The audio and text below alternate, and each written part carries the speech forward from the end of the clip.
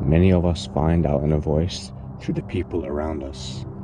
This is mainly ingrained because of the fear of rejection and the view of being an outcast. It comes down to the basic roots of the survival instinct to thrive through the pack instead of surviving on your own. When we as people of a collective, whether that be viewed as the nation or the universe, combine set morals that only gratify those that go with it, we leave little room for expansion along the personal road of awakening. Many see life through the ears of thoughts that don't actually belong to them or for their highest good.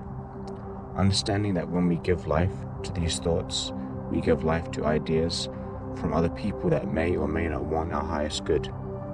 Like Eckhart Tolle once said, many of our thoughts are based on cycles conditioned by the mind to replay day after day. This is not negative in itself, though limited change will be available for one who does not analyze their thoughts. Because actually, your life belongs to you, the beholder. Where we put our energy and time will determine over a period of time where and what we value in the third dimension. If we are to give life to others, it must be done only before we give ourselves life. We have inner engineered batteries that can be depleted quickly, especially if we are an empath. You may have already found that being around certain people affects the quality of your life. So it's not just the thoughts we have, but the outputs, including the people that influence our thoughts in life. To understand life is to observe it, meaning that you as a person are life. You are experiencing it through a consciousness that lives through all matter. Through your ability to be conscious comes the opportunity to observe thoughts and the story of who you are as a person. Meaning that you don't have to cling on to ideas that pertain to the structure the ego has created. Through this, you can understand life and where you give it. You have a tool in one hand, being the vessel, and a leading hand in the other, which is your consciousness. Your consciousness directs what the vessel does every day. Do you party? Do you socialize? Do you read? Do you write? Do you have purpose? What we put into the universe as of every frequency is then returned to us through the mirror of thoughts and actions, the law of attraction. If we are not careful, we end up giving our attention to thought patterns and beliefs that don't serve our purpose of growth and evolution.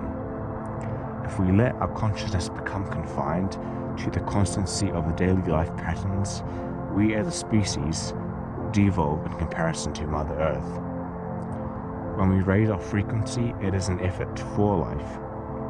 By no means is a product of evolution made to disservice life.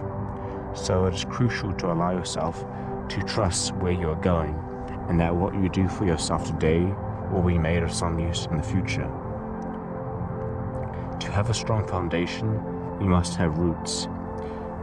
If we focus where all our energy and time does serve us, the minuscule things of daily life will no longer hold their grip over us. When we are too concerned with what we don't want happening in our life, we are inadvertently pushing our energy into sources that don't offer any output. The more we come to see life as precious and not as some expendable asset, we won't be allowing others to determine our quality of life. When we talk in terms of withholding one's energy, it is not because we are selfish. We are simply preserving what energy we could to possibly give life to a part of ourselves that doesn't get enough attention. Many people in our lives go unnoticed as a source of draining our energy, and we come back to these people thinking that life is out there instead of inside. In truth, you have so much to give yourself, and what energy you feed to the vessel will come out in a number of many ways and results. Like fruit that drops from a tree, it has planted its seeds long before the thought of flourishing. Your life is your life. Do not waste this privilege on what you think doesn't serve you. Much love. Peace.